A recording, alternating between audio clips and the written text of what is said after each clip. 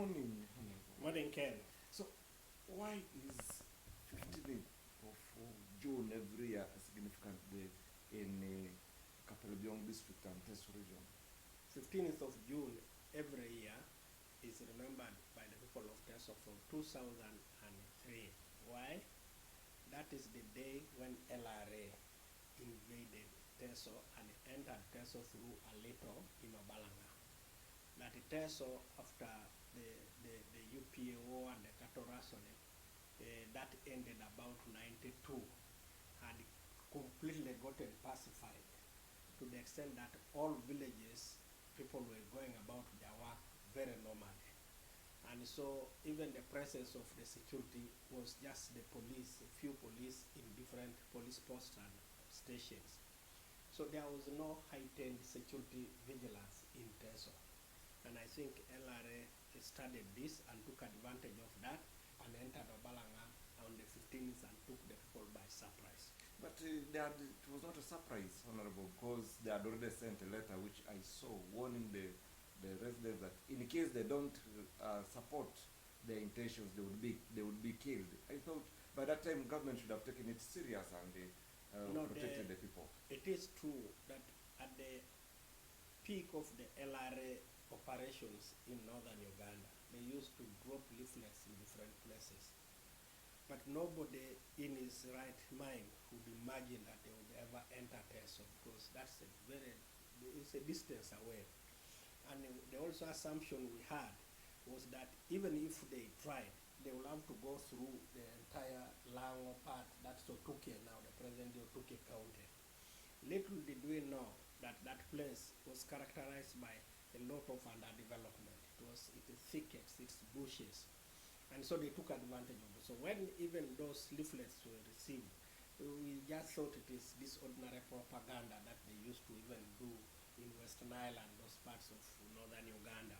What I know for sure is that LRA raped. LRA abducted our children. Some of them were raped and they escaped after 4 or 5 days, came back when they had already been raped, and some of them may have had those kind of pregnancies. That needs to be addressed, certainly. My appeal to the community of Teso is that we must accept to come to terms with the situation. Like as we talk now, there are still some of our children in captivity in Central African Republic. One girl came a few days ago. She's, I think, being rehabilitated in Gulu and soon to be connected to her family. She told us there are about 40. So they have about, this girl has about 3 children belonging to Joseph Kony.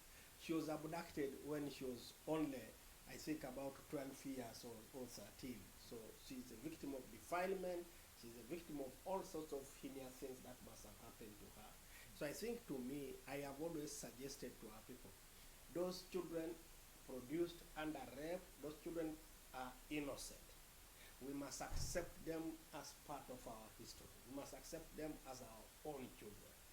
We must accept the abductees and welcome them back as our own children. We should not continue saying, but you stayed for so many years in LRA and therefore you are an enemy. No, they are not our enemies. So, Honorable, being the senior commander then, and these poor are still under you, they're still looking up to you. Yesterday we interacted with a number of them. They're saying they've never been recognized by government, they've never gotten any appreciation, token of appreciation from government, and yet they fought, and we really saw they protected Teso, and I think it is through the arrow that the backbone of Kony was broken in this country, because most of his senior commanders were killed from here.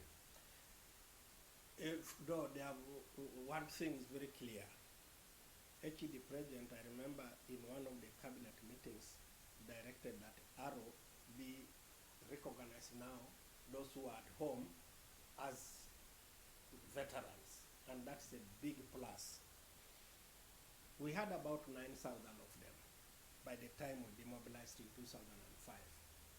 About 2,000 were taken into the police, and they are happily serving now as police officers. Some have reached even the officer ranks. Initially, 2,500 were taken into UPDF, and then the late General Aronda, may so rest in peace, requested for more 600 to be, I recommended again 600. So UPDF alone has over 3,000 who were taken from the arrow ranks, living at home close to about 7,000. Now the 7,000 are the ones now who are at home, who were demobilized and asked to go home, with the hope that they will get something we call a casimo, just a token of appreciation and a one-off. It has not come through. I want to make it clear to all the Arrow boys who are listening out there. Nobody has received your token of appreciation yet. And some people will say maybe the leaders may have received and eaten. No, I want to make it clear. Nobody has received. Recently, fortunately, when the president was doing his campaign, he started in Katakwi, he made a statement that this time Arrow boys would be given a token of appreciation. He repeated that in Kapelebio, he repeated that in Amuria, he repeated that in Kalaki, he repeated that in all the stations, including Ora, repeated it in fact, he says, I will make a pronouncement as I exit Teso on what should be done. Later on, immediately he left Teso, I was contacted by the army leadership that I should give them the nominal role. In other words, the list, the records of all those who are now at home. So I presented that nominal role to the Deputy Chief of Defense Forces, General Kidding, who must have delivered it to wherever I must have delivered it as directed. So we have presented that. I know the challenges that must have kind of delayed the process are challenges of resources. But I'm sure that the decision of the Commander-in-Chief, if he pronounces himself, then the rest will follow. I want these boys to continue having hope. My last message to the Arrow veterans at home, our hope is that we need to get organized in sub-counties and form some kind of cooperatives or groups that can take advantage of other government programs together in a sub-county. The other ones take care of your lives. We must avoid all this, like being drunk. I want them to really keep healthy, because the challenges ahead are enormous. Apart from fighting poverty, they are a ready force that can be mobilized on short notice to handle any challenge that can arise in the country. They have demonstrated that before. It can also, the future is not to know.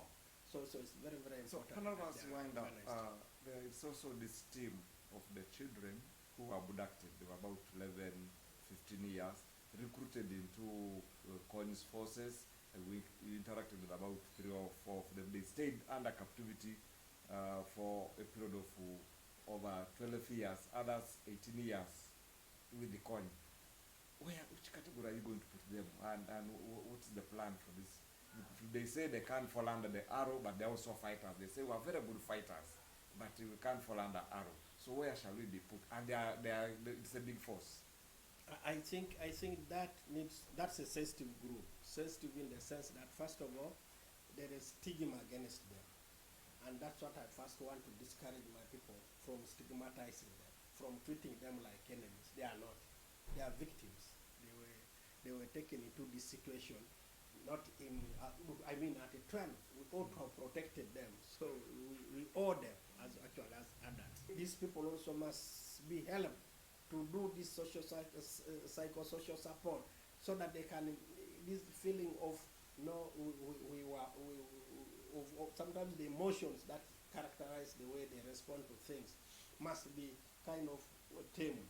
Finally, LRA disturbed UPDF for a very long period of time, and within 3 months, the Arrow boys were able to flush him out of Teso and kill a number of commanders. What magic did you use? So we had a certain drive, and that drive that I would not want my mother raped, I would not want my sister raped, or my daughter raped. I would not want my daughter abducted when I'm singing. It would rather happen when I'm dead. So that drove us, and everybody would, the moment you hear that Kony is in this location, people would almost want to run to where Kony is. So because of that determination, it was very easy to devastate LRA. How many commanders remained in Teso? 53 to the best of our ability. I mean, our knowledge, 53, it's not 40. 53. Many people only remember Tabule, but there are many who, for example, you must have been told that there was a battle in just as close to town as a Ududui, where you see the health center there. That health center is where one of the senior commanders of Kwanu was put off, you know, in that health center 3 of Ududui. And that was a very notorious commander. And I can assure you that battle was fought purely by arrows. Okay, thank you very much, Honorable Musa Echweru, former State Minister for Works in charge of roads, but we know him as Aroboy and Commander for Aroboy. I shall pick up our discussion from there in the next segment. Thank you very much. I hand you all our viewers to the team at the studio. My name is Odele Kenneth here in Amuria. Very welcome.